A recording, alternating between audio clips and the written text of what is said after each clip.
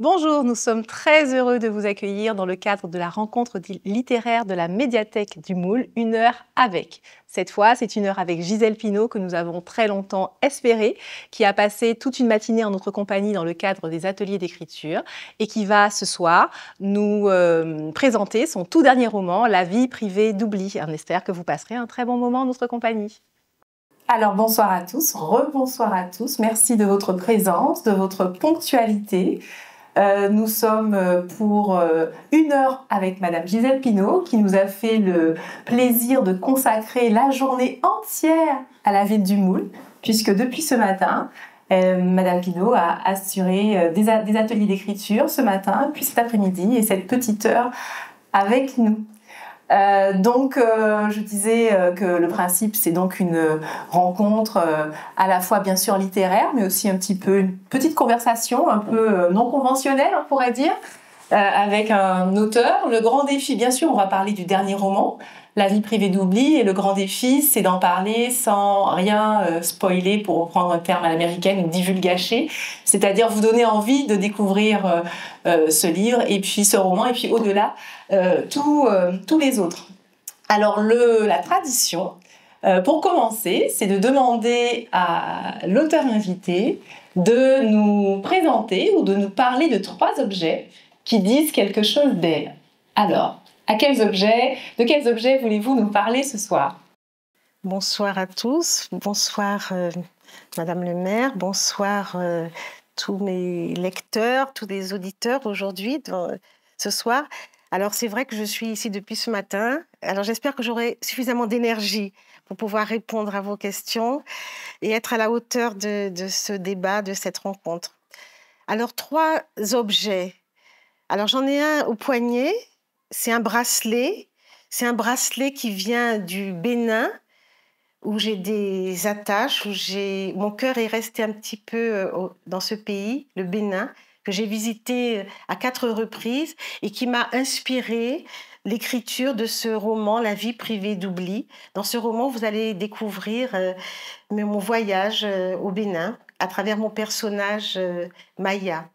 Donc, il y a ce bracelet qui m'a été offert par une Guadeloupéenne, qui est la femme de l'ambassadeur du Bénin, Emeline Medina. C'est une Guadeloupéenne. Son mari, c'est l'ambassadeur Marc Vizy, qui a travaillé ici en Guadeloupe, qui est ambassadeur du Bénin.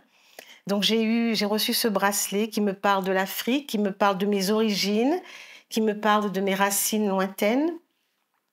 Le deuxième objet que j'ai dans mon sac, c'est mon agenda. J'ai besoin de mon agenda. Je suis quelqu'un de très organisé et j'ai une vie assez trépidante avec beaucoup de rendez-vous, beaucoup de déplacements.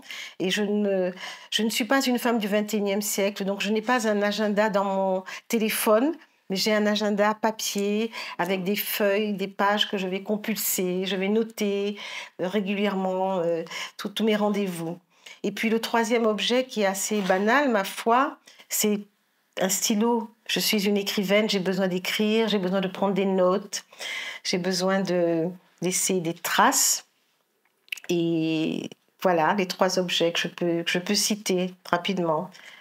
Eh bien, c'est très bien, merci beaucoup. Alors, avant de commencer vraiment, on ne peut pas commencer sans peut-être, vous voudriez dire quelques mots au sujet de Marie Scondé, qui nous a récemment quittés, et dont on rapproche souvent vos romans, que ce soit les lecteurs ou les spécialistes de la littérature. Souvent, on crée une parenté, on trouve une ressemblance entre vos romans. Alors, est-ce que vous voulez bien nous dire quelques mots sur Marie Scondé? Ah oui, c'est la première fois qu'on m'a fait cette remarque, en fait, qu'il y a une parenté entre nos romans. Ce sont des univers différents. C'est vrai que nous sommes 2 écrivaines guadeloupéennes, ce qui va nous rapprocher parce que nous parcourons les mêmes territoires, nous explorons les mêmes environnements, et puis c'est la même histoire, c'est cette même histoire que nous ressassons, ma foi. Hein. Nous ressassons un peu cette histoire parce qu'elle nous hante, parce que l'histoire de la Guadeloupe est ancrée dans les paysages, dans tous nos paysages d'aujourd'hui. aujourd'hui, avec les anciennes habitations, avec les ruines des moulins. Vous savez, moi je vis à Marie-Galante et tous les paysages sont habités, sont peuplés. Il y a des fantômes, il y a des présences qu'on ressent. Il y a ces vieilles mares où je me dis parfois, autrefois, des gens allaient puiser l'eau dans ces mares. Autrefois, les gens entraient dans ces centres de cannes. Autrefois, des esclaves ont été fouettés sur ces habitations-là. Autrefois, il y a eu cette histoire tragique et tellement douloureuse d'êtres humains qui étaient niés dans leur humanité. Alors Maryse Condé, c'est vrai, va et vient dans le passé. Elle va et vient comme ça entre le passé et le présent. Comme vous. Comme moi, mais comme de nombreux écrivains. Il faut raconter et on n'a jamais fini de raconter. Il y a tellement d'histoires à raconter, toutes ces vies, tous ces personnages. Moi, personnellement, derrière chaque personne, je vois des centaines d'histoires. Donc, parce que ce sont des vies avec des héritages, avec des appartenances, avec des secrets, avec des rêves aussi, des désillusions, des espérances. C'est le sort des êtres humains. Et ça me passionne. Et Maryse Condé a été dans sa vie une grande voyageuse. Elle a l'Afrique, l'Europe, des désillusions. Elle a fait une grande carrière aux États-Unis en tant qu'enseignante, professeure. Maryse Condé, je l'ai rencontrée pour la première fois en 1987 en Guadeloupe. J'ai participé à un concours de nouvelles qui avait été organisé par le Centre d'action culturelle de la Guadeloupe. Voilà, et j'avais eu le premier prix. Je ne sais pas si parmi vous, certains s'en souviennent. J'avais eu le premier prix et le prix était couronné par une publication et puis un chèque aussi de 10 000 francs à l'époque. C'était une somme conséquente. Mais Maryse Condé était dans le jury avec Simone Schwarzbart. Ben elle aussi, on vous rapproche aussi d'elle. C'est-à-dire que pour préparer cette rencontre et pour ne rien vous cacher, j'ai beaucoup lu aussi et effectivement le trio. Alors effectivement 3 femmes guadeloupéennes, mais aussi parce qu'il y a à la fois peut-être plus chez vous que chez Maryse Condé, mais beaucoup du réalisme. C'est-à-dire que c'est la Guadeloupe qui renaît, qui revêt sur nos yeux, on retrouve ça. Oui, alors ces deux femmes prestigieuses qui sont pour moi des modèles, qui ont été pour moi des modèles, qui sont encore des modèles, Maryse Condé et Simone Schwarzbart, eh bien, elles étaient dans ce jury, elles ont voté pour moi. Ensuite, je les ai rencontrées physiquement. Maryse Condé m'a reçue chez elle. À l'époque, elle avait une maison à Montebello. Et vraiment, avec son mari Richard Philcox, ils m'ont accueillie. Et Maryse Condé m'a donné de nombreux conseils. Je me souviens d'un premier roman que je lui avais soumis et que j'avais envoyé à des éditeurs parisiens. Ce roman m'avait été retourné. Et j'avais demandé un conseil à Maryse. Et elle m'avait dit, avec ce ton un peu abrupt, après l'avoir lu quand même, parce que je vous dis, aujourd'hui, je le sais, pour une écrivaine, prendre du temps pour lire le roman d'une jeune qui ne promet même pas, qui est là, il y en a des centaines qui veulent écrire. Elle avait pris le temps de lire ce roman, et puis elle m'avait dit, sur sa terrasse de Montebello, « Ah, Gisèle, tu peux faire deux romans, il y a trop, tu dis trop. » J'avais dit, ah oui, d'accord, je dis trop. Et effectivement, parce que c'était mon premier grand roman. Et vous savez, quand on est toute jeune, on se dit, bon, je n'aurai peut-être pas la force d'écrire d'autres romans. Alors je mets tout dans ce roman. Et c'était un conseil judicieux. Ensuite, ça a été la personne qui m'a ouvert la porte d'une autre maison d'édition, les éditions Sépia. Elle m'a parlé d'un jeune éditeur, Patrick Méran, qui créait sa maison d'édition et qui recherchait de jeunes plumes d'Afrique, des Caraïbes. Et elle m'a dit, est-ce que tu as une histoire à raconter, Gisèle? Alors j'ai dit, oui, je peux raconter une histoire. Et dans la foulée, j'ai écrit Un papillon dans la cité. Je vous le dis, c'est mon best-seller. Jusqu'à aujourd'hui, le roman est paru en 1992. Et je n'oublierai jamais que j'étais à Montebello. Voilà, j'ai présenté Un papillon dans la cité, le livre qui n'était qu'un manuscrit. Je l'ai présenté à Maryse Condé. Elle a lu, me dit, c'est bon, tu peux l'envoyer. Et Richard s'est proposé de le poster lui-même à la poste de Montebello. Alors je me dis, j'espère qu'il va poster ce livre quand même. Bon, c'était tous mes espoirs. Et puis le livre a été accepté et il a fait cette carrière incroyable parce que c'est un roman qui ne passe pas, qui a été réédité de multiples fois et puis qui a été actualisé puisque c'est un roman qui a été écrit avec les euros, avec les francs, on était au temps des francs et ensuite qui passait aux euros. Et c'est un roman qui touche à la fois le cœur de mes jeunes lecteurs et qui touche les enseignants qui transmettent de génération en génération. Ce livre, je veux vous dire que je l'ai écrit d'abord pour mes enfants, comme pour tous les enfants de la Guadeloupe. À l'époque, mes enfants avaient entre 11 ans et 9 ans. Aujourd'hui, mon fils a 43 ans. Et le livre existe toujours. Et les enfants de la Guadeloupe... étudié dans les établissements scolaires, toujours dans les classes. Oui. Je vais dans les écoles. Et puis les enseignants, vraiment, ont une tendresse particulière pour ce livre. Et ce livre parle aux jeunes de la Guadeloupe. Souvent, je me fais interpeller par des gens qui ont des cheveux blancs, comme moi-même, même si je les cache, qui me disent « Madame, je lisais Un papillon dans la cité, c'était mon livre de chevet. C'est mon livre qui m'a permis de découvrir la littérature guadeloupéenne et antillaise. » C'est très fort pour moi. C'est très puissant parce que ça donne du sens à ce que je fais. Ça a du sens d'écrire. C'est pas simplement une posture, être écrivain. Et puis voilà, donc Maryse Condé, il y a des générations qui l'ont lu. Elle a fait une grande carrière. Et qu'est-ce que je peux dire encore de Maryse Condé? Je salue cette femme qui, jusqu'à son dernier souffle, a pu écrire, même si elle-même ne pouvait pas écrire, même si elle lisait. Elle lisait, elle dictait elle avait d'abord dicté son avant-dernier livre à son mari Richard, mais c'était un travail éreintant. Et Richard m'avait dit qu'il n'allait plus le faire. Ensuite, Maryse Condé a trouvé cette personne qui a bien voulu retranscrire. Écoutez, mais je vous assure que moi, je connais le métier d'écrivaine, je sais ce que c'est. Et imaginez quelqu'un qui peut garder dans sa tête toute une histoire et puis la retranscrire, la porter, la transmettre comme ça, c'est un travail phénoménal. C'est un travail phénoménal. Parce qu'il faut toujours revenir sur des dates, être dans la cohérence quand on écrit, avec les personnages, les dates. Et Maryse Condé, on le sait, a un foisonnement de personnages, et puis c'est tellement riche, son écriture, son univers, en fait. C'est une grande dame de la littérature que nous avons, qui a disparu, 90 ans. J'avais toujours cru qu'elle était née en 1937 parce que c'est ce qu'elle disait. Et j'ai découvert, et je me suis même, j'ai même repris des personnes qui me disaient mais non, mais Maryse Condé, elle a 90 ans. Je dis non, Maryse Condé, elle est née en 1937. J'étais sûre de moi. Vous dans un reportage cette semaine. Je dis quoi? Mais Maryse Condé m'a raconté des blagues pendant toute sa vie. Elle est née en 1934. C'est incroyable ça. Voilà. Peut-être une coquetterie, je ne sais pas. Oui, c'est ça. Alors, vous savez, je vous écoute et j'ai relevé, en tant que lectrice, un petit passage que j'ai bien aimé et je me dis que ça colle bien avec l'instant que nous partageons. Alors, je vais le lire à la page 281.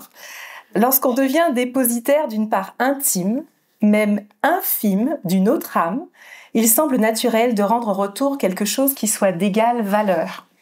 C'est un dû consenti de façon volontaire, une manière de troc cousu du fil ténu de la confiance. Alors, je voulais vous remercier d'avoir partagé cette petite histoire avec nous et dire à notre public que Madame Condé nous a fait une confidence et que tout à l'heure, quand viendra le temps des questions, il faudra... Madame Pinault, excusez-moi. Madame Pinault nous a fait une confidence et qu'il ne faudra pas hésiter à partager aussi avec elle votre ressenti sur ce que vous avez lu et voilà, dans ce partage-là. Voilà, alors je disais tout à l'heure que vous nous avez consacré une journée entière et ce matin, donc vous avez assuré des ateliers d'écriture et ça nous intéresse de savoir comment est-ce que vous passez de la posture d'écrire à celle de faire écrire. Par quel chemin est-ce qu'on passe de la façon dont vous écrivez à la façon dont vous faites écrire les autres? Alors, en fait, c'est une question de gratitude pour la vie, pour l'univers, pour ce don qui m'a été donné. Quelle chance quelle chance j'ai eue d'avoir ce talent, au sens même biblique du terme. Quelle chance, je remercie vraiment Dieu de m'avoir donné ce talent dans une famille où nous ne sommes pas des intellectuels, où nous ne sommes pas des écrivains, ni des professeurs, ni des enseignants. Vous savez que mon père était militaire de carrière, ma mère était femme au foyer. Voilà, nous vivions dans un petit appartement de la banlieue parisienne et c'était difficile, hein, un peu. C'était parfois très difficile à l'intérieur de la maison, et puis à l'extérieur, il y avait beaucoup d'hostilité, puisqu'il y avait beaucoup de racisme. Je suis née à Paris, vous le savez. Je suis une Guadeloupéenne née à Paris.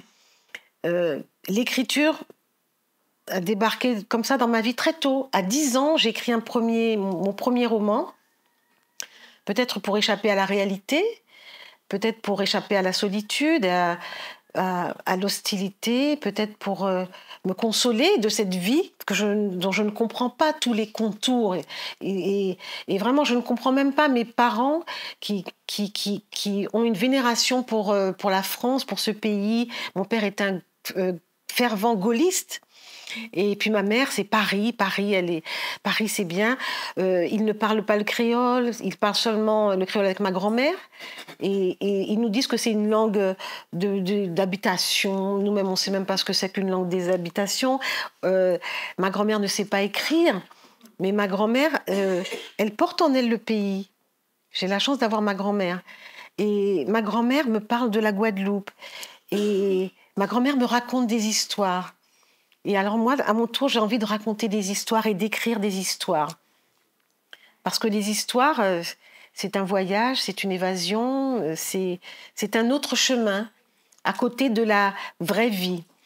Alors c'est une question de gratitude parce que j'ai eu la chance, et c'est pas si facile de trouver des éditeurs quand on est une jeune Guadeloupéenne qui vit à des milliers de kilomètres et puis qui envoie ses romans par la poste dans les années 1980.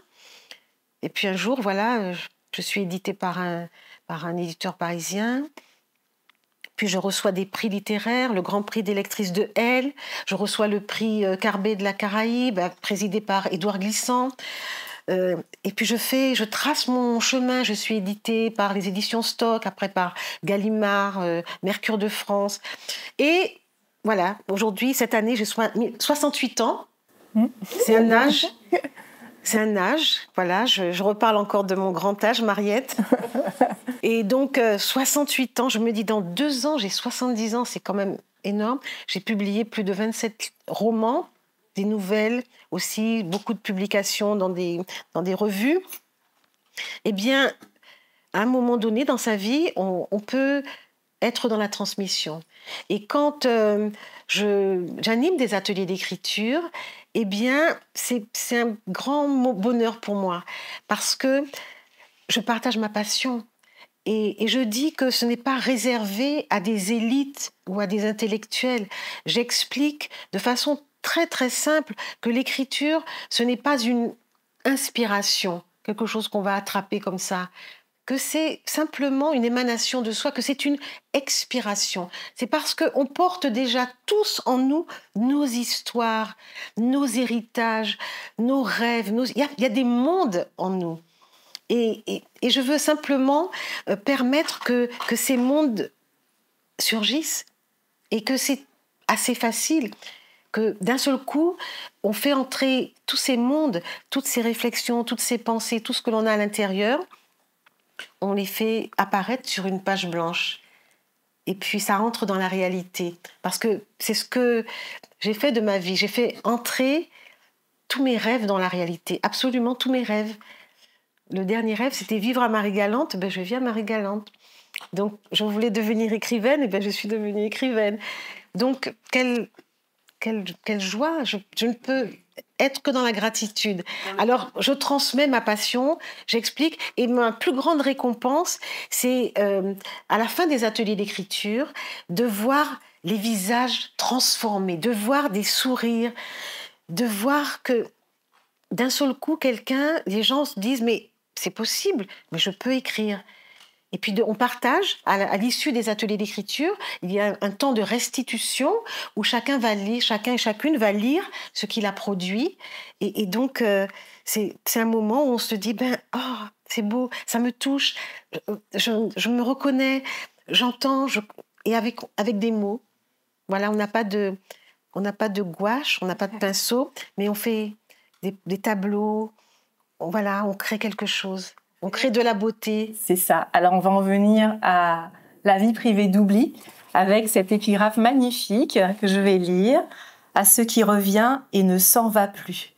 À ce qui revient et se fond dans le noir. À chaque étoile perdue dans la nuit. À chaque larme séchée dans la nuit. À chaque nuit d'une vie. À chaque minute d'une unique nuit où se réunissent tous ceux qui se relient à la vie privée d'oubli, à la mort abolie. Est-ce que vous voulez bien nous parler de ce poète et de cette épigraphe? Alors, il s'agit d'un poème extrait d'un ouvrage de François Cheng, qui est un académicien qui est d'origine chinoise et qui est arrivé à Paris dans ses jeunes années. Ce texte m'a énormément touchée et j'ai écrit La vie privée d'oubli vraiment en m'appuyant sur ces mots, ces quelques vers. La vie privée d'oubli. Qu'est-ce que c'est la vie privée d'oubli?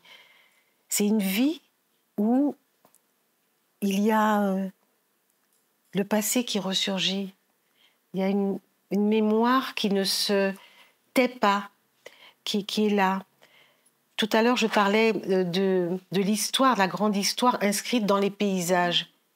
Je parlais de ces présences qui hantaient les mornes, les campagnes, surtout à Marie-Galante avec tous ces moulins. Est-ce que aujourd'hui, au XXIe siècle, nous, Guadeloupéens, pouvons vivre en oubliant complètement la grande histoire, ce qui s'est passé ici même sur ces terres, comme les Premières Nations d'Amérique n'oublient pas non plus. Au Québec, c'était au mois de juillet 2021, pendant que j'écrivais ce livre, le pape demandait pardon aux Premières Nations parce qu'il y avait eu tellement d'atrocités commises au moment des colonisations. Et même les prêtres qui avaient recueilli, soi-disant, des enfants, des centaines, des milliers d'enfants, des Premières Nations d'Amérique, on avait redécouvert des cimetières, comment ces enfants étaient morts. Il y avait des enfants, on avait retrouvé des traces de blessures, de fractures. Et le pape a demandé pardon au nom de l'Église pour toutes ces atrocités commises. Et c'est pendant que j'écrivais ce livre. Et donc, il y a ce passage-là dans le livre « La vie privée d'oubli ». Parce que l'un des personnages de la Guadeloupe, la grand-mère de Margie, dit « Ah, le pape demande pardon. Est-ce pas donc qu'à Guéribos ?» Et puis, voilà, mais est-ce que voilà, comment on demande pardon, mais elle dit, mais des générations après, les gens continuent à souffrir pour ça. Les descendants continuent à souffrir de ce qui a été commis.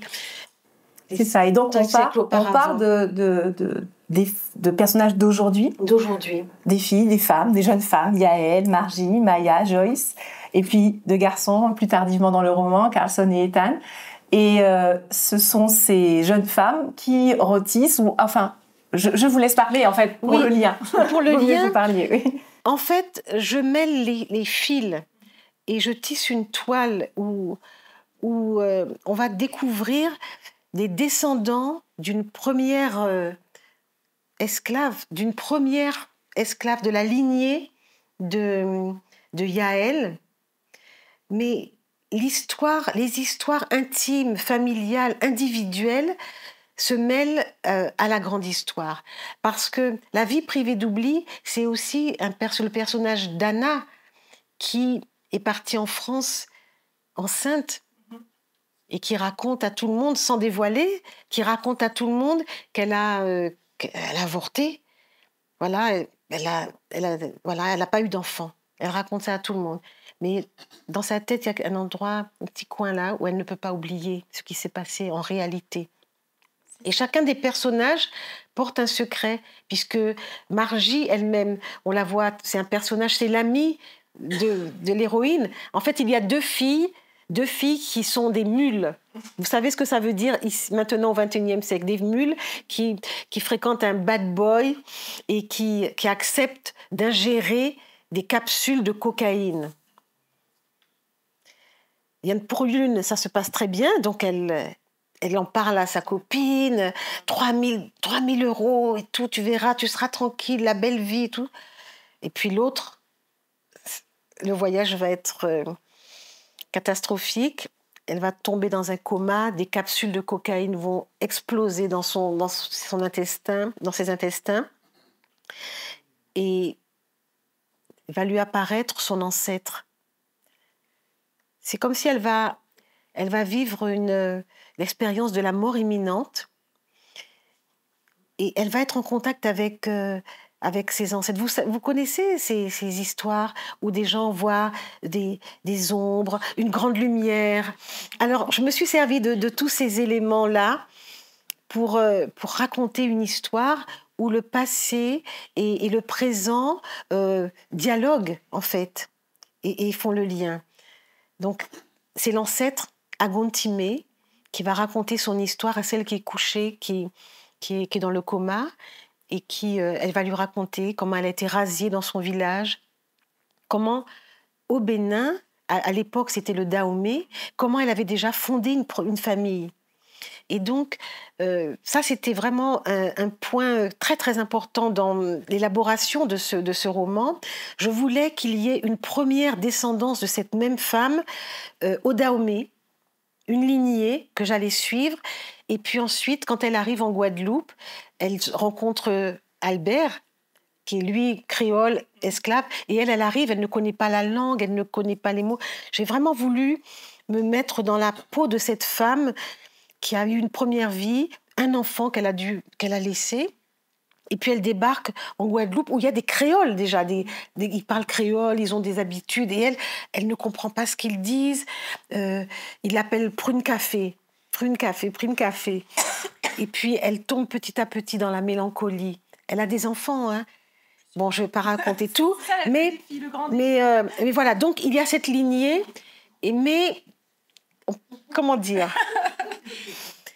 nous allons découvrir, vous allez découvrir toute la descendance de cette femme jusqu'à Yaël, qui est couchée sur son lit d'hôpital. On remonte le fil doucement et je me suis demandé, même si vous avez habitué dans vos romans aussi à faire ça, comment, vous avez un petit peu répondu tout à l'heure à cette question, comment vous avez recréé cette histoire. Alors vous avez dit tout à l'heure que vous êtes allé au Bénin, vous avez dit que vous étiez avec Maya à Gorée. Alors, on va lire tout à l'heure un petit passage. Je me suis demandé en lisant le livre si vous aviez fait le voyage et ce que ce voyage, si vous l'aviez fait, vous avez apporté.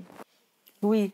Alors, bien sûr, j'ai fait le voyage au Sénégal. Je suis allée 4 fois au Sénégal. Je suis allée 5 fois au Bénin, Dahomey. Et puis, j'ai découvert l'histoire d'une princesse Agontimé qui avait été déportée au Brésil et qui avait transporté au Brésil un peu les rites du vaudou. Voilà. Donc, on a donné à l'ancêtre... Sa mère a donné à l'ancêtre ce prénom en souvenir de la reine Na Agontimé, la princesse Na Agontimé, qui avait été déportée au Brésil et que son fils a cherché en vain. Et d'ailleurs, c'est parce qu'il était tellement amer que son fils, finalement, s'est vengé et a fait rétablir l'esclavage, parce qu'il y a aussi cette histoire-là. Je suis allée au Dahomey, au Bénin, et... j'ai retrouvé, bien sûr, les traces de la porte du non-retour. J'ai retrouvé les villages où étaient cantonnés. Hein, c'était les baracounes où étaient cantonnés les esclaves avant d'être transportés en pirogue et devaient traverser la barre pour aller approvisionner les navires qui se trouvaient de l'autre côté. Donc, Agontimé vient de là. Et il y a toute cette histoire de... Oui, qu'est-ce que... Une petite lecture c'est quel de ce passage de Maya à Gorée. Amaya Agoré. Aux yeux de Maya, Gorée apparut d'emblée comme une île mémoire, une île sanctuaire, une île souffrance écrasée de lumière. Le temps semblait sédimenter dans un cruel entre-deux, figé dans une carte postale mystique. Sur les murs de terre rosâtre et mêlés au sable chaud qui parsemait les rues de Gorée, une vieille mélancolie s'était insinuée là pour toujours. Ses habitants vivaient dans l'ombre ancienne de la douleur de la déportation, au rythme lent d'un spleen séculaire, dans la langueur d'un jadis brûlant. Tant d'Africains contraints et désespérés avaient transité en ces lieux, afin d'emplir les caravelles insatiables qui les avaient vomis en terre lointaine. Bien sûr, Gorée attirait les touristes amoureux des îles insolites qui bordaient les côtes africaines, mais aussi et surtout un flot continu d'afro-descendants en pèlerinage mémoriel. African Americans, Caribéens, Antillais français et des West Indies, Afropéens, Négropolitains, tous amputés de leur histoire, en quête de leurs racines africaines. Et même s'il y avait face au débarcadère des marchands de souvenirs, colis fichés et statuettes, peintures et vanneries guettant le chaland, des enfants joyeux dans la petite école, un marché chatoyant de couleurs et de voluptueuses gerbes de bougainvilliers rouges au balcon, Gorée n'était pas une île ordinaire. Merci beaucoup. Alors, j'ai retrouvé, je vous le disais tout à l'heure, dans ce roman, comme des liens avec vos autres romans. J'ai pensé à l'exil selon... à l'exil selon Julia, peut-être à cause du personnage de la grand-mère. J'ai pensé à Folie aller simple, parce que il est aussi question de folie. Et puis à la grande dérive des esprits, parce qu'il est aussi question d'esprit. Et voilà, donc je me suis demandé si ces thématiques, la transmission, avec le personnage de la grand-mère, la folie, et puis ce merveilleux, ce surnaturel, étaient des marqueurs de votre univers romanesque. Ouh là là, alors ce n'est pas à moi, en tant qu'écrivaine, d'analyser ce que j'écris. Simplement vous dire que je sais que je suis un peu obsessionnelle, que je vais toujours creuser le même sillon et raconter un peu toujours les mêmes histoires, en fin de compte. Là, il s'agit de deux mules, c'est une histoire très très contemporaine, mais en même temps, je fais le lien avec le passé, parce que j'aime les fils, et puis j'aime les histoires de migration.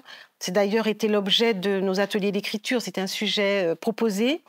Migration, je pense à Agon-Timé, voilà, comme un personnage voilà, qui quitte un monde connu, le Bénin, le Dahomey de l'époque, et puis qui arrive en Guadeloupe. Elle doit s'adapter, ce n'est pas les mêmes codes, ce n'est pas la même langue, et puis ce n'est pas la même condition de vie, puisque là-bas c'était une princesse. Et puis elle arrive là, c'est l'appel de la cloche, le fouet, le travail dans les champs de canne. Elle n'est plus considérée du tout. Elle est devenue un bien meuble.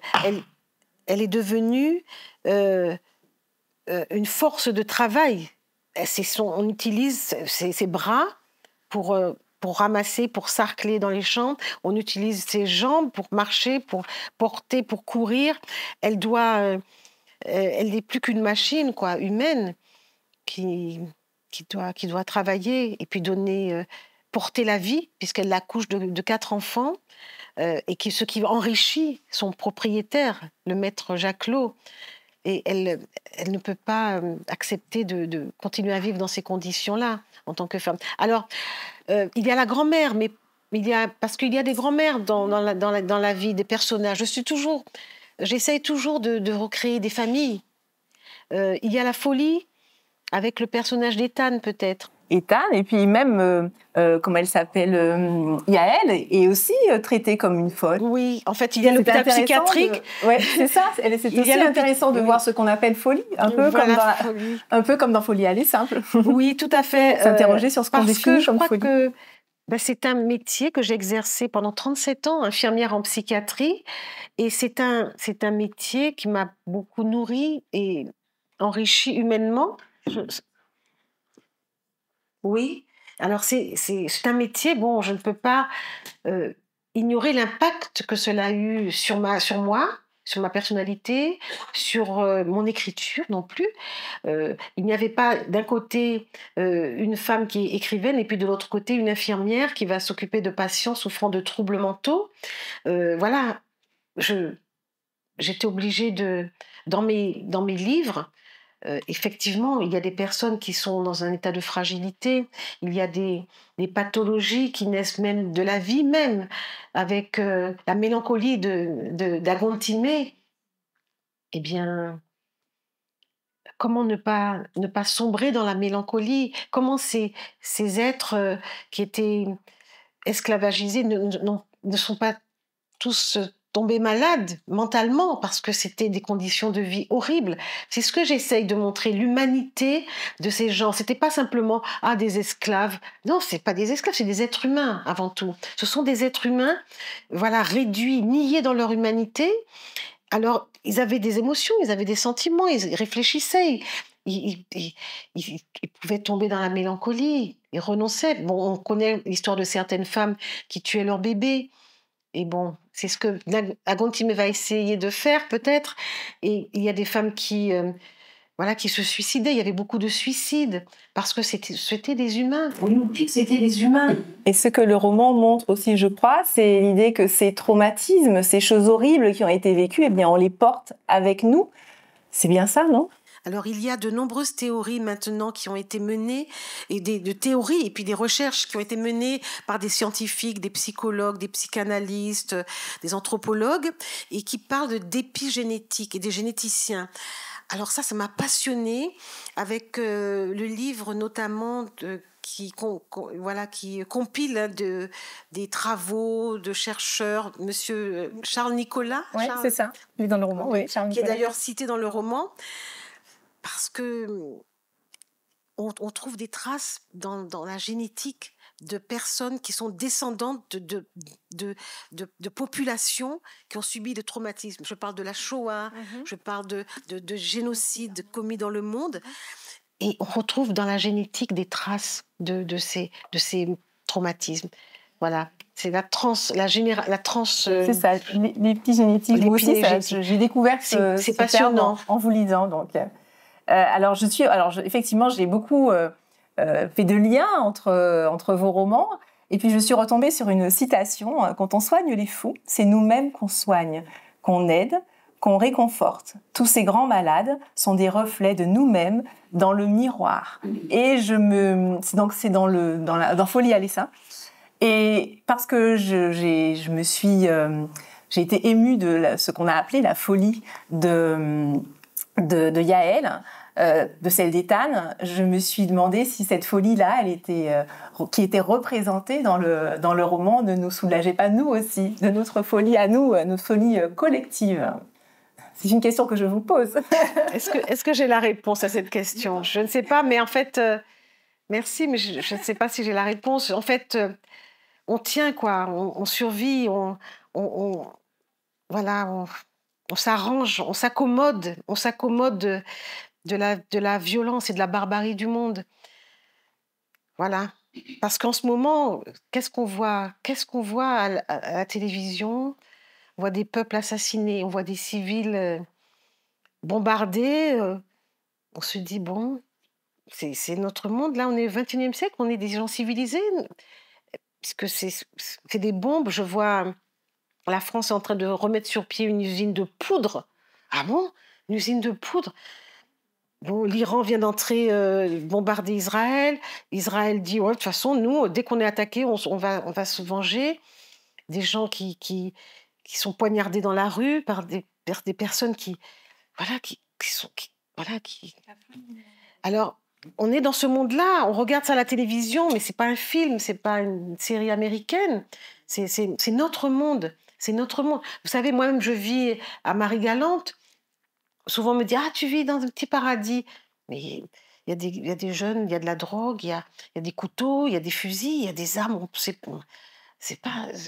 Il y a une belle carte postale, mais partout, en Guadeloupe, on sait bien ce qui se passe, les armes, la violence.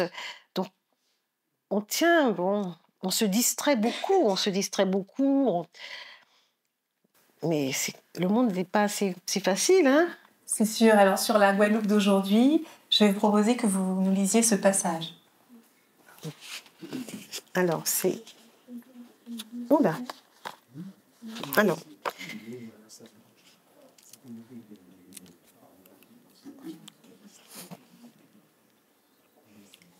Alors, c'est Agantimé au XXIe siècle, puisqu'elle est toujours là.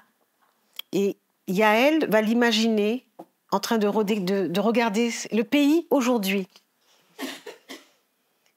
Mais aujourd'hui, la Guadeloupe a changé de figure.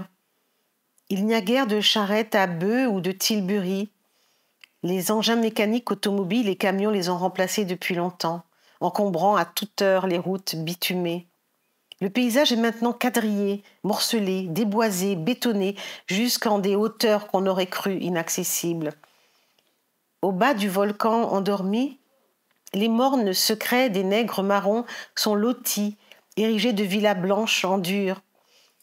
Au détour d'un chemin de campagne, Agontimé retrouve des pièces cases d'autrefois, en golettes et roches tufs, des bandeaux, comme disent les jeunes de Guada au XXIe siècle, cases laborieuses d'antan, où l'on cache à présent la drogue, où l'on fume des substances illicites à l'abri des regards. Bandeaux abandonnés, où l'on abandonne aussi son âme et sa dignité, squattés par araignées, rats, chauves-souris, zombies, les toits de tôle vérolés, les portes mangées par les termites, battant au vent. Est-ce qu'Agontimé est contente de voir que les nègres de la colonie ne sont plus enchaînés? Ils vont libres, ne dansent plus dessous le fouet, il n'y a plus de jarrets tranchés, ne sont plus cette marchandise qu'on vendait au plus offrant des maîtres, ne sont plus ces ânes battés qu'on usait au labeur dans la loi française du Code noir. En 1848, ils sont devenus citoyens français. À Guada, se dit Yaël, Agontimé cherche certainement toujours quelques traces, souvenirs ou lambeaux de nostalgie de l'Afrique. Mais en cette île, elle doit bien comprendre que l'Afrique s'est petit à petit effacée des mémoires. La douleur de l'arrachement s'est éteinte depuis longtemps, au mi-temps de l'Atlantique, dans la terrible nuit qu'est la cale des bateaux négriers.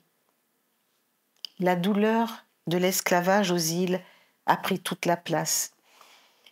Et ici-là, à Guada, ces siècles d'abomination ne sont pas encore tout à fait effacés, malgré le béton, l'électronique, les autos nippones, la soca dance, le reggae et le zouk. Oui, Agontimé voit se passer en tout lieu. Elle entend ses gémissements en chaque roche de rivière, en chaque pied-bois de la forêt. Il jaillit et exulte au son du tambourka. Il exhale dans les murs de pierre des sucreries en ruine que dévorent patiemment les figuiers maudits. Il résonne aux abords des rivières où les négresses se rassemblaient jadis pour lessiver leur harde. Il prolifère à bas bruit, pareil aux adventices teigneuses qui s'accrochent au sol rocailleux et luttent pour subsister. Ce passé, honni, témoigne dans le cœur des anciens moulins décapités par les cyclones, et il stagne aussi, tapis dans la terre des champs de canne qui ont bu jusqu'à l'ivresse des siècles durant la sueur, les larmes et le sang des nègres. Voilà. Et bien voilà, on va s'arrêter là pour les questions entre nous. Maintenant, c'est à vous. On a dit tout à l'heure que Madame Pinault nous avait offert une petite confidence et qu'elle avait partagé quelque chose un peu intime avec nous. À vous maintenant de lui poser les questions que notre entretien aura fait naître sur le roman que vous avez lu ou sur les autres romans. Qui se lance ? Je voudrais savoir si vous avez déjà entamé le prochain roman ou déjà une idée de la prochaine histoire. Si avant que le précédent ne soit terminé, vous avez déjà une idée de ce que sera la prochaine histoire, le prochain roman. Voilà. Merci pour cette question. Alors, quand je suis en période d'écriture sur un texte, je suis complètement dans cette histoire avec mes personnages jusqu'au bout. Il y a tellement de temps de relecture.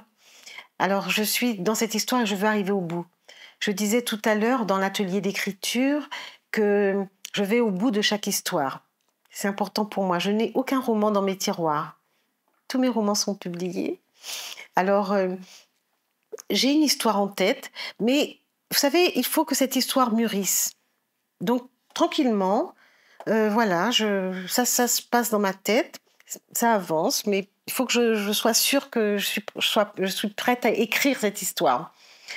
J'ai pris beaucoup de temps à écrire un livre précédemment, c'est Adi Soleil Noir, parce que je fais beaucoup de recherches. Donc celui-là aussi m'a demandé beaucoup de recherches sur la grande histoire de Guadeloupe, sur le Bénin, tous mes voyages. Ça doit être nourri par beaucoup de choses. Donc la prochaine histoire sera dans la Grande Caraïbe, en incluant la Guadeloupe aussi. Voilà, je suis pas encore tout à fait prête à écrire tout de suite. Même si mon éditeur m'a demandé un roman pour la jeunesse, parce que ça fait quelque temps que je n'ai pas écrit pour mes jeunes lecteurs. On me demande souvent d'écrire des suites, mais je n'écris pas de suite à mes romans. Qu'un de mes romans, voilà, chaque roman enferme un petit peu des personnages et puis il n'y a pas de suite. Voilà, maintenant je suis beaucoup en promotion, je voyage beaucoup pour ce livre. Je reviens de quelques temps aux États-Unis où j'ai rencontré des étudiants qui travaillaient déjà sur ce livre, qui va être traduit d'ailleurs comme Adi Soleil Noir. Il y a une traduction qui est prévue aux États-Unis. Voilà, donc je suis... Voilà, je laisse... voilà, tout à fait. Oui, au fond, une question? Oui.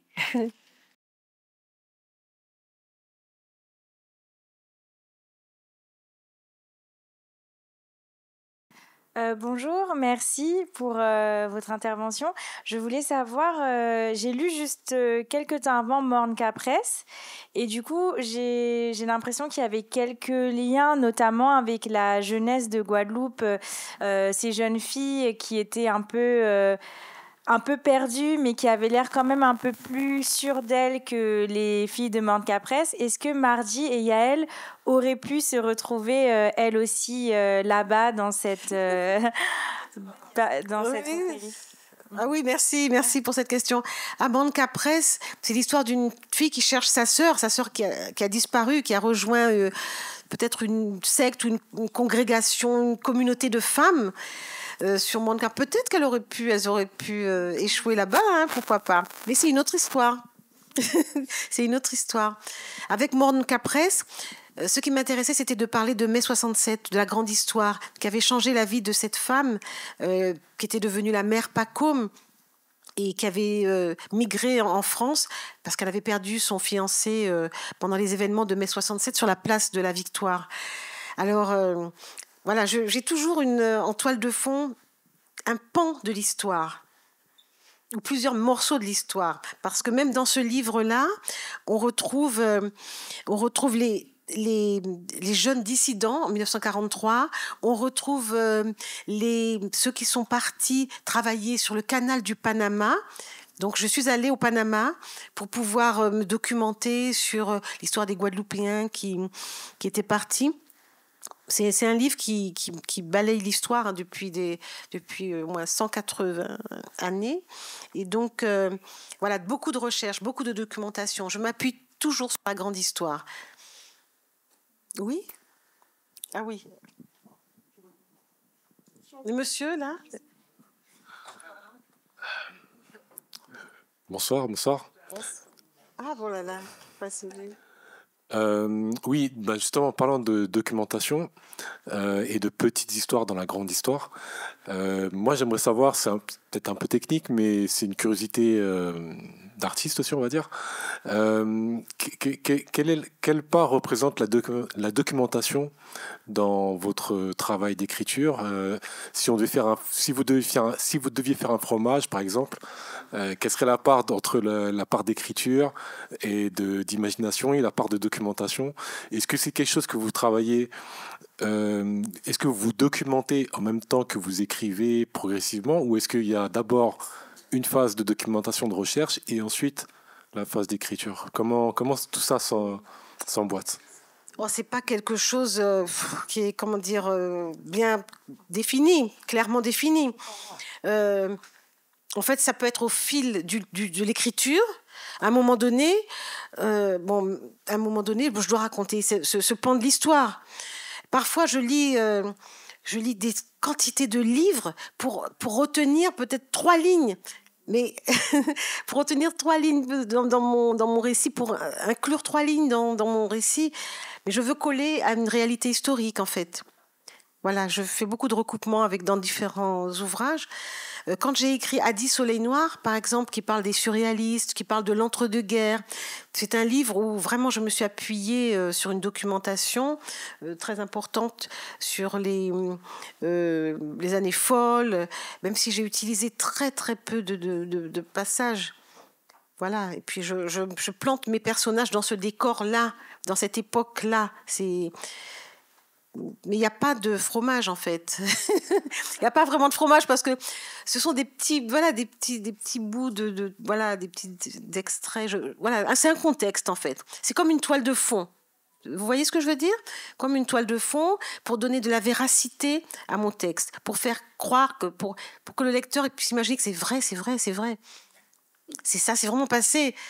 Voilà, mai 67, on m'a demandé si mon personnage, c'était une femme qui m'avait raconté ses souvenirs. Elle était partie en France parce qu'elle avait perdu son amour de jeunesse qui était mort pendant les événements de mai 67. Voilà, parce que les écrivains, avec des petites histoires, ils cousent la grande histoire. Parce qu'il y a beaucoup de zones d'ombre. Alors, voilà... Est-ce qu'on invente tout? Peut-être que cette histoire s'est vraiment passée. Peut-être que j'ai cru l'avoir inventée. Mais bon. Alors, le fromage... Oui. Donc, en fait, à mon tour de vous poser une question, en fait, je vais vous faire une confidence. Dès lors que je parle de Gisèle Pineau, je parle que la grande drive des esprits. Parce que peut-être que j'aime faire driver mon esprit. Mais j'ai jamais compris, parce que je me dis, c'est pas une femme qui a écrit ce livre. Lorsque je lis ce livre, là encore, je disais à mon épouse de reprendre le livre pour le lire, et je me suis mis à relire il n'y a pas longtemps. Lorsque j'ai vu la publicité du service culturel, j'ai dit, je vais reprendre le livre pour le lire. Et je me suis mis à driver, vraiment comme si vous étiez comme si c'était un homme qui écrivait le livre. Est-ce que vous pouvez me dire comment vous avez pu faire cela? Comme si c'était un homme qui avait écrit ce livre? Oui, la manière dont vous décrivez les sentiments, la manière dont les gens se déplacent dans le monde à travers, en regardant les gens, en parlant aux gens. Je ne sais pas si ici, il y a des gens qui ont lu la grande drive des esprits, mais moi, je suis... je vous l'avoue. Hein. Mais vous me faites un énorme compliment, là, monsieur. Parce que je me dis, mais quoi? Pourquoi? Mais je décris comme un homme, c'est vraiment... Alors, les femmes et les hommes, est-ce qu'ils écrivent de la même manière? Ça, c'est un grand débat. Hein. Est-ce qu'on reconnaît, si on n'a pas le nom sur la couverture, est-ce qu'on reconnaît l'écriture d'une femme et l'écriture d'un homme? Je ne sais pas. C'est pas l'écriture, c'est-à-dire que lorsque vous décrivez ce que vit l'homme, j'ai l'impression que vous êtes dans son personnage à un point extraordinaire. Ah bon? Ah, mais je suis dans tous mes personnages. Je suis dans chaque personnage. Et c'est vrai parce que les sentiments d'un homme, quand il attend une femme, quand il rêve d'une femme, il la regarde. Et parce que j'ai observé beaucoup les hommes aussi, monsieur. Parce que j'observe les gens, je les regarde. J'observe. Je crois que c'est moi que vous avez observé. Ah là, mon Dieu, à ce point.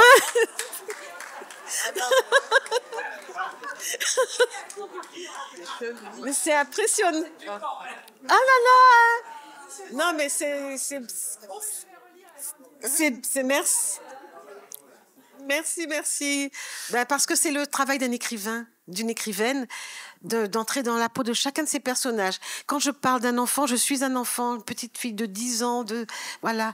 Quand je parle d'un bad boy, je suis le bad boy, je suis Benja, le Benja qui se souvient, même s'il met des capsules de cocaïne dans le corps des femmes, mais c'est un petit enfant qui a été blessé, on l'a tabassé, les beaux-pères l'ont poursuivi avec un coutelas. Et voilà, il a cette souffrance en lui, mais c'est au fond de lui, le petit Benja. Il a été un petit enfant qui allait à l'école maternelle aussi. Et j'aime bien construire mes personnages comme ça, avec toute cette densité, montrer vraiment un personnage, toutes ses facettes, pas juste une image lisse. Je veux que le personnage, on le sente vraiment. Et c'est un homme, et bien c'est un homme. Allons-y, on ouaille, c'est un homme, je vais raconter comme un homme. Si vous permettez une dernière chose, et il y a aussi dans ce livre, ce que j'ai retrouvé, c'est la vitesse, le rythme. Ça m'a rappelé monsieur là qui est Saint-Anne. Il y avait le flamboyant à fleurs bleues. Le flamboyant à fleurs bleues. C'est un roman qui a un rythme. Je ne me rappelle plus. Je me rappelle plus de son nom, mais il est à Sainte-Anne. Le flamboyant à fleurs bleues. Ça avait une vitesse. Mais vous savez, quand je relis ce livre aujourd'hui, parce que c'est un livre qui est sorti en 1992, mais je l'ai écrit en 1990, je me dis comment j'ai fait pour écrire ce livre. Parce que c'était une autre époque. J'écrivais sur des grands cahiers, j'écrivais à la main. Et puis après, je tapais le texte sur une vieille machine comme ça, avec l'encre, les rubans bleus là. Tacher les doigts. Je mettais des feuilles carbone bleues. Je tapais avec un doigt, comme ça. Je tapais et je me dis, mais c'était pas si mal écrit. C'était il y a si longtemps. Et j'avais déjà quand même quelque chose. C'était déjà... Voilà, je peux pas le retoucher aujourd'hui. Il existe tel qu'il est. Et voilà, je me dis, j'étais déjà la même plume, en fait. C'est fou, ça. Et pourtant, je relis énormément, hein. Je corrige, je relis. J'aime la beauté, j'aime que mon lecteur ou ma lectrice puisse avoir un petit sourire en coin, ou puisse être ému parfois, ou puisse avoir peur pour le personnage, puisse s'attacher au personnage. J'aime les descriptions, j'aime les dialogues, j'aime montrer du vivant, en fait, des personnes qui nous ressemblent, qui ressemblent à un homme, qui ressemblent... Je me permettrai de prendre la suite si M. Porlon en est d'accord. Oui. Bonsoir, je m'appelle Johanna. Merci, Madame Pinault, d'être toujours aussi inspirée, donc extrêmement inspirante. Je vous avais déjà vu en conférence et vous êtes toujours aussi magnétique, donc c'est vraiment génial. Vous vous dites obsessionnel. Effectivement, il y a des thèmes qui sont assez récurrents. Et je pense que le thème de la femme, de la lignée et de la transmission par la femme aussi est quelque chose d'important. Vous disiez avoir parfois des messages pour la jeunesse guadeloupéenne, ce que la personne derrière posait comme question. Moi, j'ai presque l'impression que vous avez un message qui n'est pas encore peut-être, et pardon pour l'analyse, abouti, sur le message que vous voulez faire passer aux femmes, sur ce qu'on doit transcender aujourd'hui en tant que femme noire, en tant que femme arrivée dans des contextes compliqués en Guadeloupe, et ce que la vie d'aujourd'hui, ce qu'on peut apporter au monde d'aujourd'hui. Parce que j'ai le sentiment que souvent, vous dépeignez des femmes qui n'arrivent pas au bout de quelque chose, qu'elles touchent presque du doigt parce qu'elles comprennent qu'elles doivent avoir un rôle, mais elles n'arrivent pas à se projeter au-delà. Donc, next level. Je ne sais pas si c'est quelque chose que vous avez travaillé, ou si c'est conscient, ou si c'est une réflexion que vous portez sur la place de la femme. Voilà, c'était ça ma question. Ah, merci beaucoup pour cette question, Johanna, pour cette réflexion aussi, pour ce commentaire. Quand je vous dis que je creuse toujours le même sillon, c'est vrai parce que finalement, j'ai toujours pas de réponse. Je suis peut-être pas arrivée au bout. Alors, j'explore, je reviens toujours dans les mêmes histoires, souvent des histoires de migration d'ailleurs, mais souvent avec des personnages féminins. Pour moi, quand je regarde ce que j'ai écrit, quand je regarde ces personnages féminins, je vois quand même que ce sont des femmes qui traversent des épreuves, mais qui finissent par se construire. À la fin, même si c'est dans les 3 dernières pages, il y a un espoir. Elles ont survécu, elles ont réussi. Je pense par exemple à... Je ne sais pas si vous avez lu Les Voyages de Mary Cizal. C'est une jeune haïtienne qui va quitter Haïti après le séisme de 2010 et elle arrive en Guadeloupe. Et je ne vais pas spolier non plus parce qu'il y a un grand choc quand on arrive presque à la fin. Donc, elle a quitté Haïti après le séisme et puis elle débarque en Guadeloupe, elle fait sa vie, elle va travailler chez des gens, elle pense beaucoup à ses enfants et tout, elle envoie de l'argent, elle envoie des vêtements. Et puis à la fin, on découvre... Alors, s'il vous plaît, essayez de trouver Les Voyages de Mary Cizal. On le trouve en poche déjà. Et c'est une femme qui se construit, qui se répare aussi. Parce qu'il y a beaucoup de questions de réparation. Vous avez lu celui-là, le nouveau ? Alors, vous découvrirez des personnages qui sont marqués par la grande histoire, mais aussi par leur histoire intime, avec une enfance qui peut-être a été saccagée. Je pense au personnage de Margie. Voilà, les personnes qui font beaucoup d'esbroufs, mais derrière, on se rend compte qu'il y a quelque chose de terrible qui lui est arrivé. Donc, elle traverse. Et moi, j'ai le sentiment, quand je mets le mot fin, que voilà, elles sont établies, elles se sont reconstruites, elles sont parvenues à guérir même un peu, ou à se soigner, ou à regarder en face leurs blessures. J'ai le sentiment que... non, j'ai pas le sentiment que c'est pas vraiment abouti. J'ai le sentiment qu'elles sont sur un chemin et c'est possible. La réparation est possible. Bon, elles vont tenir debout, en dépit de tout ce qui s'est passé, du passé qu'on ne peut pas changer, de l'enfance saccagée, de l'enfance dévastée. Elles vont de l'avant. Quand je vous parle, je pense à La couleur de l'agonie. C'est un polar, soi-disant un polar, mais c'est un roman prétexte pour parler d'un viol collectif. Et c'est comment tous les gars qui ont violé une fille quand elle avait 16 ans sont des notables. Et puis après, on les voit mourir les uns après les autres, on ne sait pas ce qui se passe. Donc ça s'appelle La couleur de l'agonie. Et c'est un prétexte pour moi, pour aborder un thème qui est important pour moi en tant que femme. Dénoncer les abus sexuels, l'inceste, donc toutes ces violences sexuelles. Alors voilà, j'ai le sentiment. Et dans ce livre, La couleur de l'agonie, il y a un espoir de réparation. Parce que je n'oublie pas que j'ai été infirmière en psychiatrie et que, par le biais de la psychologie, de la psychiatrie, on peut penser quelques plaies, quelques blessures. Voilà, donc tout est mêlé. J'ai répondu à votre question ? Non ? Pas suffisamment ? Oui. Non. Le rôle de la femme, ce sont des personnages. Ah, d'accord. Alors moi, oui. Alors moi, je n'écris pas avec la femme. J'écris avec une femme. Elle a ce parcours-là. J'écris avec une femme. Ce sont des personnages. Je ne veux pas écrire sur la femme, puisqu'il y a toutes sortes de femmes. Regardez, vous êtes toutes différentes dans cette salle.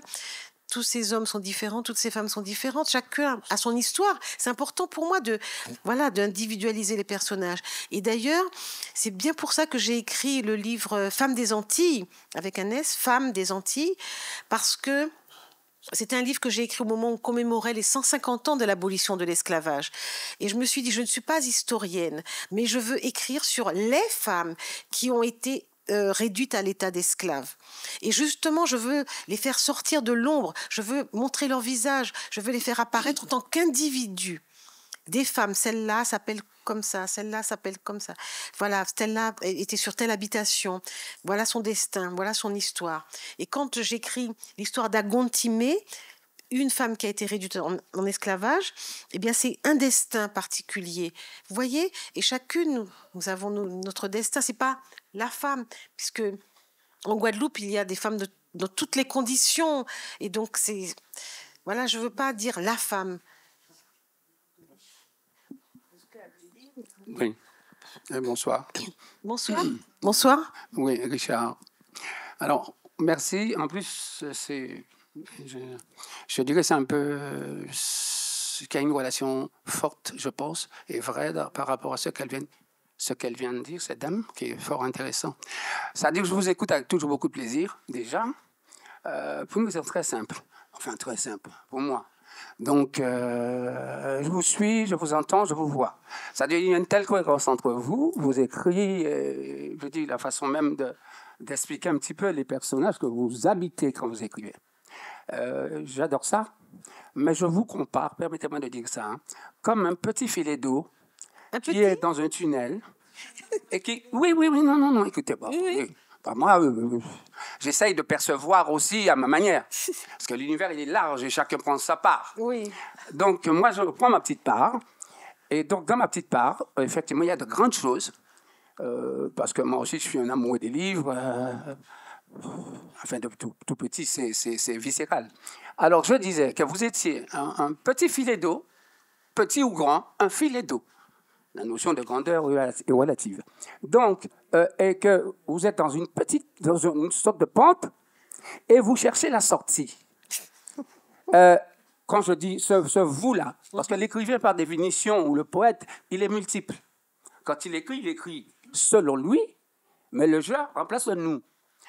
Donc, quand je dis vous, ça dit que ça aurait pu être quelqu'un d'autre ou plusieurs personnes. Alors, ça, c'est ce côté tunnel, c'est le côté profond de cette misère qu'on nous a léguée de par l'histoire. C'est une misère qui est terrible et chacune essaye de s'en sortir à sa manière.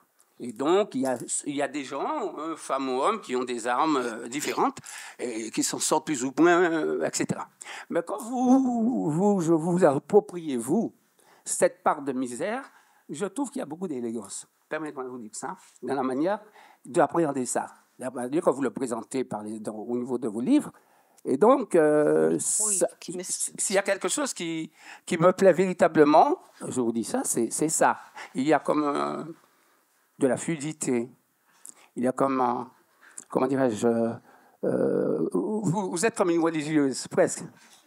Oui, vous voulez aider l'autre à porter sa charge.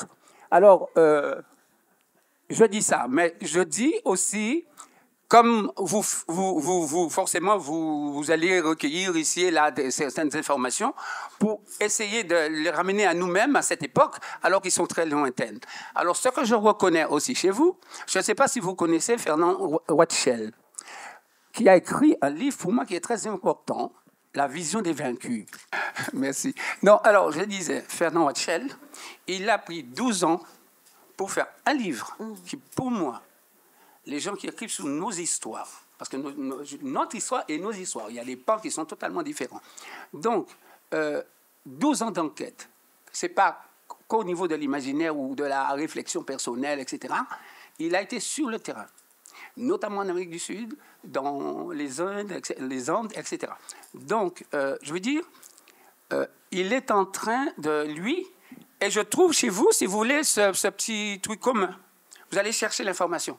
Lui, il a été dans sa tête, dans sa manière d'appréhender son monde, et aussi sur les lieux où s'est déroulé plein de crimes, etc. Alors, je trouve cette parenté entre votre travail et celui de Fernand Watchell. Alors, je dis ça parce que pour moi, c'est un livre qu'on m'a fait cadeau. Et j'ai été surpris par ce cadeau parce que je ne connaissais pas ce livre, je ne connaissais pas cet écrivain. Et donc, c'est un livre, pour moi, c'est un livre, comment je dirais ça? Les gens qui lisent et qui veulent comprendre notre histoire, il y a des passages obligés. Et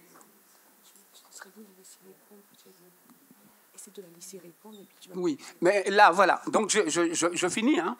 Alors, cette note... Monsieur Porlon, tout à l'heure là, vous étiez dans une robe en train de chercher un homme.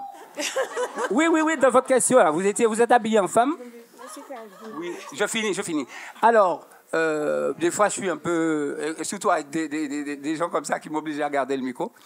Alors, je disais, sincèrement, si vous ne connaissez pas cet écrivain qui est Fernand Watchell, Nathan Watchell, alors, vous allez voir, il y a une parenté, parce que lui, il a été plus loin, et plus, je dis, avec des outils, je veux dire, plus conséquents.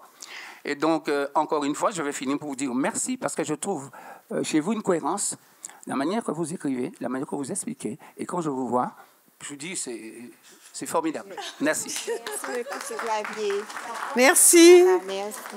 Merci beaucoup pour l'information. Oui. Bonsoir.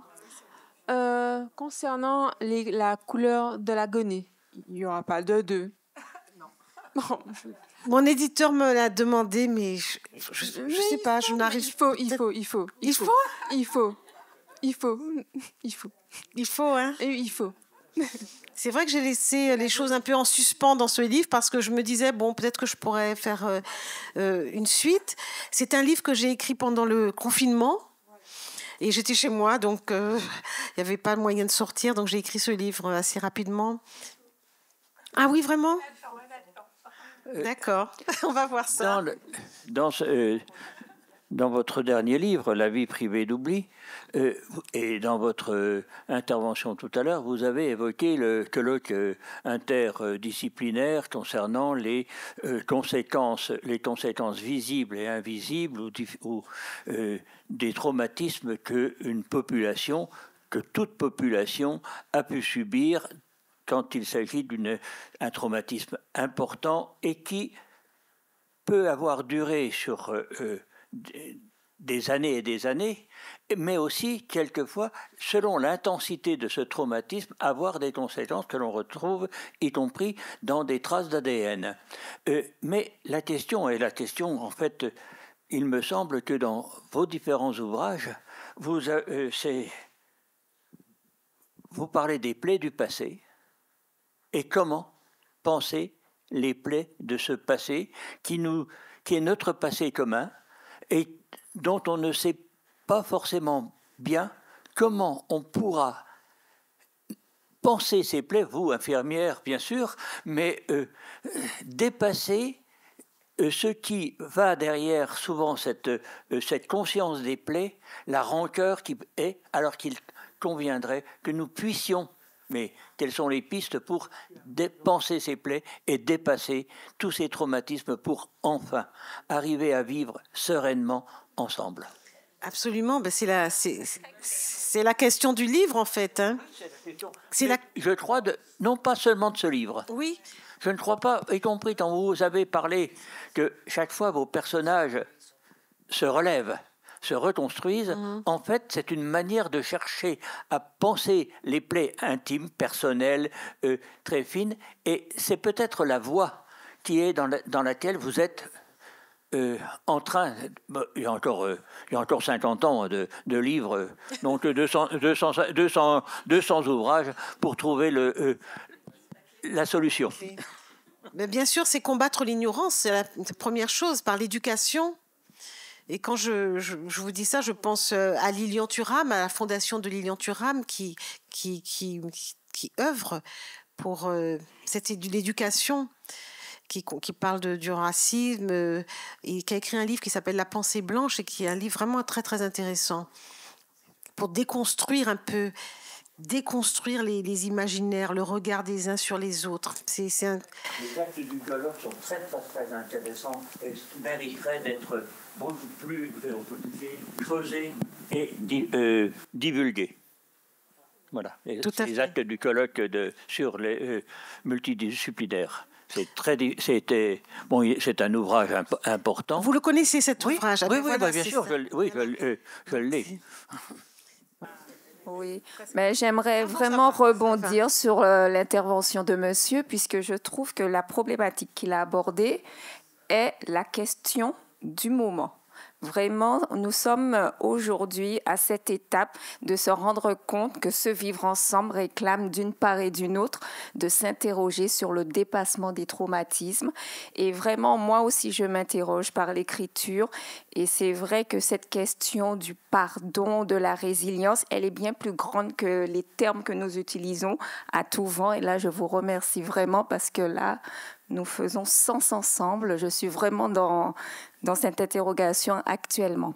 Donc moi, bon là j'ai rebondi, mais je voulais, Madame Pinault, vous remercier pour votre intervention. J'ai été très attentive et je vous remercie pour l'authenticité et la sincérité de votre écriture, hein, qui de toute façon pour moi est incontournable. On ne peut pas écrire hors de soi. Et donc, ma question, qui est toute petite, parce qu'au final, vous avez répondu à de nombreuses questions. Qu'avez-vous réparé par votre écriture? Quelle part de vous avez-vous guéri? Parce que je crois beaucoup que l'écriture est thérapie. Ben, vous avez tout à fait raison. Bien sûr que je me suis réparée avec mon écriture. L'écriture est arrivée dans ma vie, n'est pas par hasard.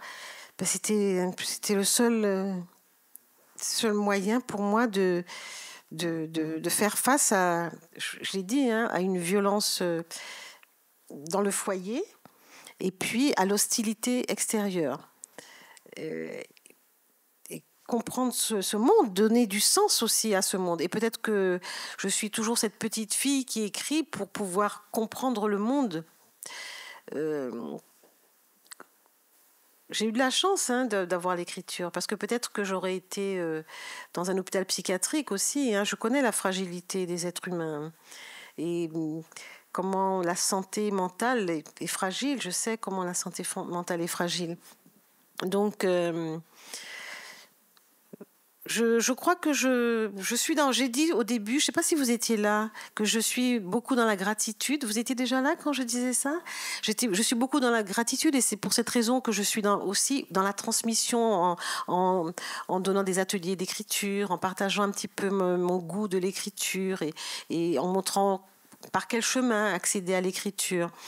Voilà, donc je crois que je me répare parce que je crois que je suis un peu névrosée. C'est pour ça que je vous dis que j'écris toujours un peu les mêmes histoires avec des personnages qui vont et viennent, qui quittent un monde connu pour arriver quelque part, qui doivent s'adapter, se construire, découvrir de nouveaux codes, qui doivent être acceptés. Je pense beaucoup aux migrants qui tous les jours bravent des océans, traversent des déserts pour arriver quelque part dans un lieu qui ne va pas les accueillir avec joie, les bras grands ouverts.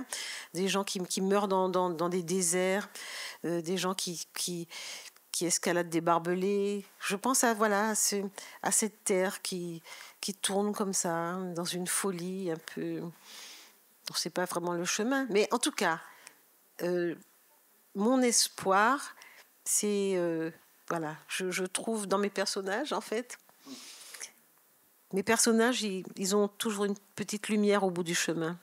Alors moi, la lumière au bout du chemin, c'est peut-être un nouveau livre, parce qu'à chaque fois, vous voyez, quand je vous ai dit que Maryse Condé a écrit jusqu'à son dernier souffle, peut-être que j'aurais aussi besoin d'écrire jusqu'à mon dernier souffle pour accepter la barbarie de ce monde. Voilà, merci. On vous demande d'applaudir les intervenants. La discussion est passionnante, mais en ma qualité d'adjointe au maire chargée des affaires culturelles et du patrimoine, il m'appartient de mettre fin à cette discussion, parce qu'il faut savoir que Madame Pinault est arrivée chez nous depuis ce matin à 8h et elle a eu une journée très très chargée. Et vous avez retenu comme moi-même qu'on nous étions sur 1 heure de partage et on a fait bien plus tant elle est généreuse. Alors, pour ma part, il m'appartient ici, chers collègues, Madame le maire, tout d'abord, qui nous fait l'honneur de sa présence, les adjoints au maire, les conseillers municipaux, chers tous et toutes, membres de la commission culture et patrimoine également. Je tiens au nom du conseil municipal, au nom de Madame le maire et de la commission culture et de l'ensemble du personnel de la bibliothèque, de vous remercier et remercier Madame Pinault pour sa générosité et d'accepter avec plaisir de partager de grands moments avec nous. Je vous demande de l'applaudir. Merci. Alors, il faut savoir quand même que Madame le maire, ça fait un moment qu'elle exigeait, qu'elle demandait la présence de Madame Pinault. Et c'est vrai que donc nous avons, avec plaisir, de toute façon, au niveau de la commission aussi, nous souhaitons recevoir des auteurs diversifiés. Et c'est vrai qu'avec la demande en plus de Madame le maire, nous sommes un honneur de vous recevoir aujourd'hui. Alors, je tiens singulièrement à remercier les personnels de la bibliothèque. Je vais demander de nous s'approcher parce qu'aujourd'hui, je vois que Rodrigue, les hommes, comment ils étaient prolixes tout à l'heure et des fois moins. Sabine aussi, on demande à Sabine de nous rejoindre parce que il et elle ont été très, très vraiment engagés sous cette action.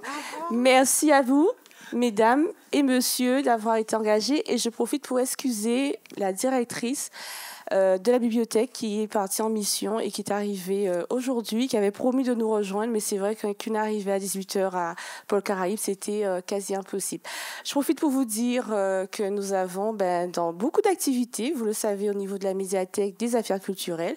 Nous vous invitons également, pour la plupart, à vous abonner à la médiathèque. C'est un abonnement qui est gratuit et qui vous donne accès à l'ensemble du réseau des médiathèques du Nord-Grande-Terre. Et ça nous permet aussi d'avoir un bilan positif et de mettre en exergue toutes les actions que nous mettons au niveau de notre ville. Voilà, Madame Pinault. Je peux ajouter un petit mot? Oui, bien sûr, avec plaisir. Alors, il y a un cadeau avant. Ah oui.